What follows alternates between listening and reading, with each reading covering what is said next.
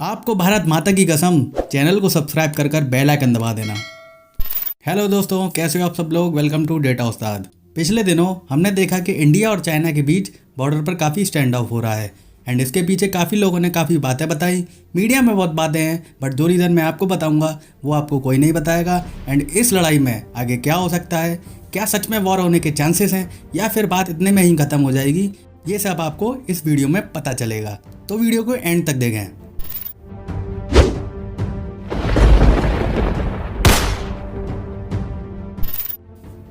सबसे पहले जानना होगा कि स्पेसिफिकली ये कहाँ पर हो रहा है, बट उसके लिए जानना होगा कि LAC क्या होता है। LAC का फुल फॉर्म है लाइन ऑफ एक्चुअल कंट्रोल। ये इंडिया और चाइना के बीच की लाइन है एंड इसकी प्रॉब्लम है कि दोनों कंट्री कभी डिसाइड नहीं कर पाई कि ये उनके देश के लिए कहाँ तक है। बता दें कि LAC के 3 मेन पार्ट हैं। वेस्टर्न पार्ट जो लद्दाख से गुजरता है, सिक्किम और अरुणाचल से ईस्टर्न पार्ट गुजरता है एंड हिमाचल एंड उत्तराखंड से मिडिल पार्ट। और इसका सबसे कंट्रोवर्शियल पार्ट वेस्टर्न पार्ट है जो लद्दाख से गुजरता है एंड अभी वहीं पर कुछ कंट्रोवर्सी चल रही है। अब हम आपको बताएंगे कि ये पूरा मामला कहाँ से चालू हुआ। चाइनीज आर्मी अक्सर गलती से LAC को क्रॉस करती हुई इंडियन सीमा में आ जाती है बट अभी हाल ही में ये कुछ जल्दी हो रहा है। बट ऐसा क्या है जो बार बार ये लोग लाइन क्रॉस कर हमारे साइड आ जाते हैं। इसका एक मेन रीज़न है कि वहाँ के कुछ हिस्सों पर LAC दोनों कंट्रीज़ के लिए क्लियर नहीं है एंड इसका कुछ हिस्सा तो लेक के ऊपर से होके जाता है, इसलिए दोनों कंट्रीज़ की फौजें एक दूसरे की साइड जाती रहती हैं। ऐसा ही कुछ 4-5 मई को पेंगोंग सो लेक के पास हुआ। ये वही जगह है जहाँ 3 इडियट्स मूवी का फाइनल हिस्सा शूट हुआ था। उस एरिया में 8 पहाड़ी हैं जिनको 8 फिंगर्स कहा जाता है। इनको समझने के लिए इस फोटो में देखिए जिसमें ये 8 पहाड़ियाँ जिनको इंडियन आर्मी 8 फिंगर्स बोलती है। अब इन 8 फिंगर्स से LAC होती हुई जाती है। इनमें से 1 से 4 तक का एरिया इंडिया कंट्रोल करती है एंड 5 से 8 तक का हिस्सा चाइना। बट दोनों आर्मी एक दूसरे के हिस्से तक जाती हैं, मतलब इंडियन आर्मी 1 से चलकर 8 तक जाती है एंड चाइनीज आर्मी 8 से चलकर 2 या 1 तक आती है। एंड इसके लिए दोनों कंट्रीज़ को परमिशन भी मिला हुआ है। परमिशन मिलने का मेन रीज़न है कि वो लोग ये ऑब्जर्व करते हैं कि कहीं कोई किसी पहाड़ी पर कब्जा तो नहीं कर रहा। अब प्रॉब्लम ये है कि जब चाइनीज़ आर्मी आती है तो 7 या 8 पहाड़ी पर क्या कर रही है वो इंडियन आर्मी को दिखाई नहीं देता एंड जैसे ही वो 6th फिंगर क्रॉस करके आती है तब इंडियन आर्मी को दिखाई देता है।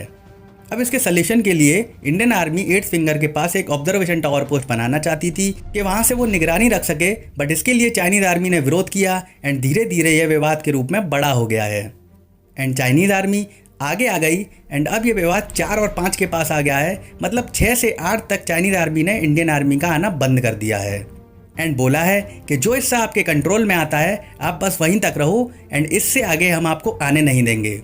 एंड इसी वजह से ये मैटर खिंच के आज वॉर की तरफ बढ़ रहा है। इसके अलावा इंडियन आर्मी एक 60 मीटर का ब्रिज बनाना चाहती है गलवान वैली में।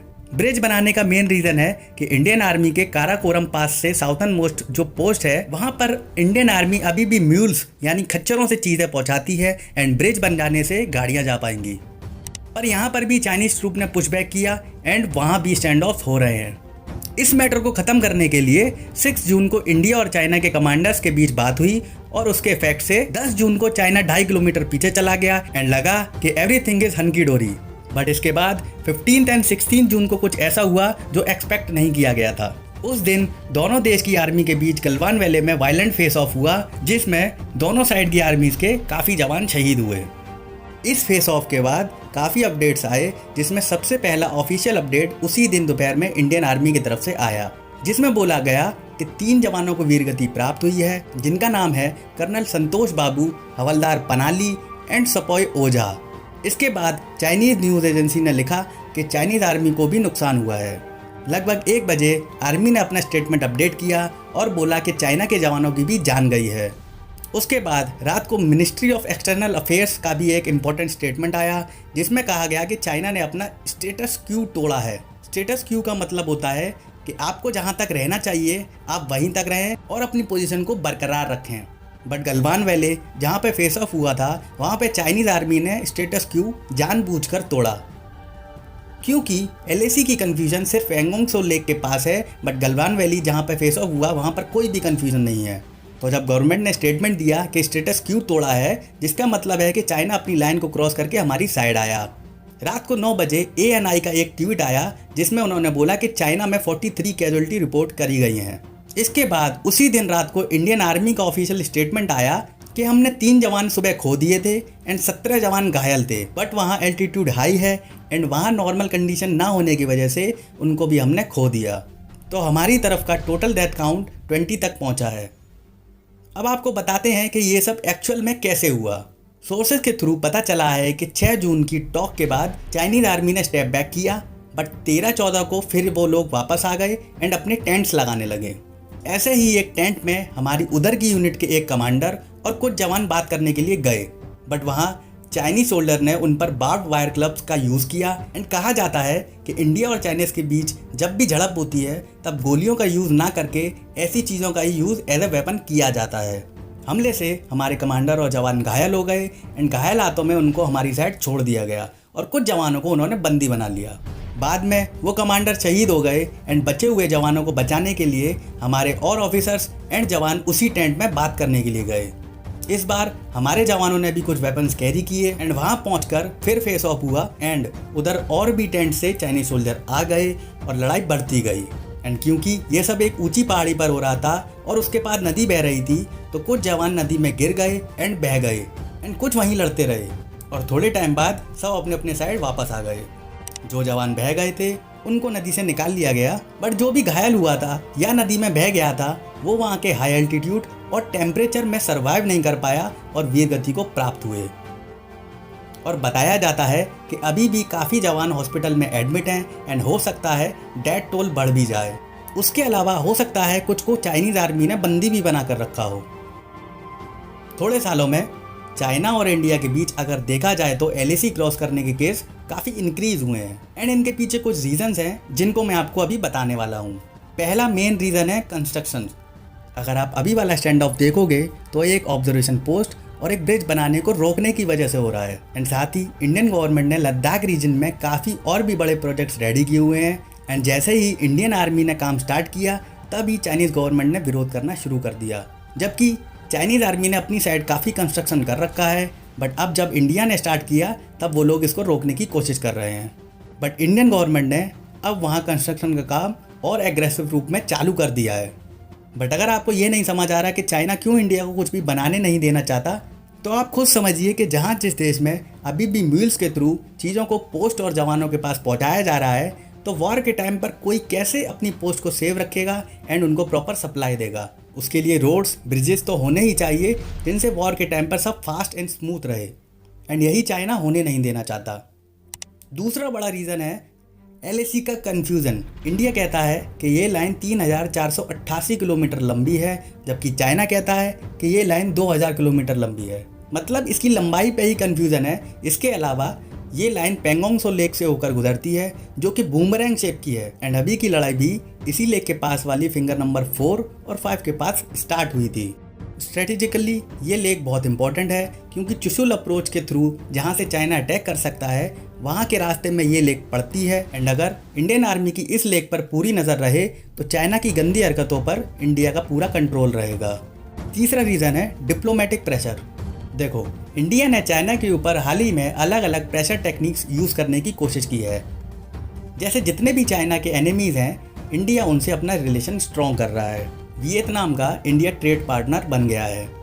उसके अलावा कोरोना की वजह से जितनी भी इंडस्ट्रीज चाइना से निकलकर भाग रही हैं वो इंडिया, वियतनाम और बाकी कंट्रीज़ में जा रही हैं। इसलिए चाइना बॉर्डर पर प्रेशर बनाने की कोशिश कर रहा है। कुछ दिन पहले हमारे आर्मी चीफ ने बोला था कि नेपाल के थ्रू जो प्रेशर इंडिया में आ रहा है उसमें भी चाइना का ही हाथ है। अब सबसे लास्ट रीज़न है कि चाइना अभी बुरी तरह परेशान है एंड सबका ध्यान कोरोना से हटाकर इधर उधर लगाना चाहता है, क्योंकि कुछ दिनों से चाइना ने बोला है कि उसके यहाँ कोरोना से कोई डेथ नहीं हुई है, जबकि सच्चाई ये है कि चाइना ने अपनी डेटा फ्रीज कर दिया है एंड यही बात पूरी दुनिया को हजम नहीं हो रही है।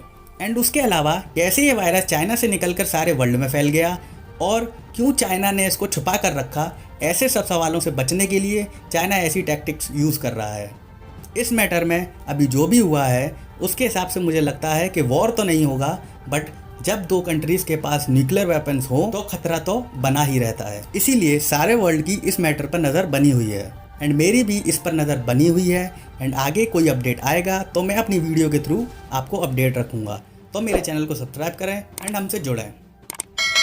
अब यहाँ इस मैटर में एक और बात सामने आती है कि चाइना को डिफीट किया जा सकता है और कैसे किया जा सकता है और उसके लिए हमारी गवर्नमेंट को क्या करना होगा। मेरा मानना है हमारी गवर्नमेंट जो भी सामान चाइना से इंपोर्ट करती है उसको कहीं और से इंपोर्ट करने लगे एंड साथ साथ जो भी सामान बाहर से इंपोर्ट होता है उस पर टैक्स कम लगाना चाहिए, जिससे इंडियन कंपनीज़ को वो सामान सस्ता लगे एंड कोरोना की वजह से जो भी कंपनीज़ चाइना से बाहर जा रही हैं उनको कैप्चर करना चाहिए। इंडियन गवर्नमेंट को इंडियन कंपनीज़ को एक अच्छा बिजनेस एनवायरनमेंट तैयार करके देना चाहिए, जिससे उनको फ़ायदा हो और वो अच्छा प्रोडक्ट बना सकें जो सस्ता भी हो और अच्छा भी।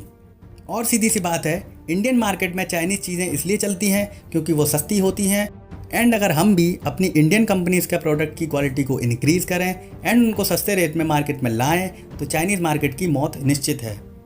उसके साथ साथ इंडियन पब्लिक को थोड़ा अवेयर करने की ज़रूरत है कि कैसे पता लगाएं कि कौन सा प्रोडक्ट कहाँ बना हुआ है। बाकी आपके पास भी अगर कोई सजेशन है तो प्लीज़ कमेंट करके ज़रूर बताएं। और अगर ये सब हुआ तो बिना वॉर के चाइना की हार निश्चित है। तो इस वीडियो में इतना ही, मिलते हैं नेक्स्ट वीडियो में। तब तक के लिए stay safe, stay isolated and stay healthy. Video को लाइक करें एंड कमेंट करके बताएं कि आपको वीडियो कैसी लगी और ज़्यादा लोगों तक पहुंचने में हमारी मदद करें। फॉलो करें हमें हमारे सोशल मीडिया हैंडल्स पर, जिनका लिंक डिस्क्रिप्शन में दे दिया गया है। और हमारी पिछली वीडियोस को प्यार देने के लिए आई बटन पर क्लिक करें और उनका लिंक डिस्क्रिप्शन में भी दिया गया है। एंड ऐसे डेटा से संबंधित जानकारी के लिए हमारे चैनल को सब्सक्राइब करें एंड बेल आइकन को दबाएं। मिलते हैं अगले वीडियो में। बाय।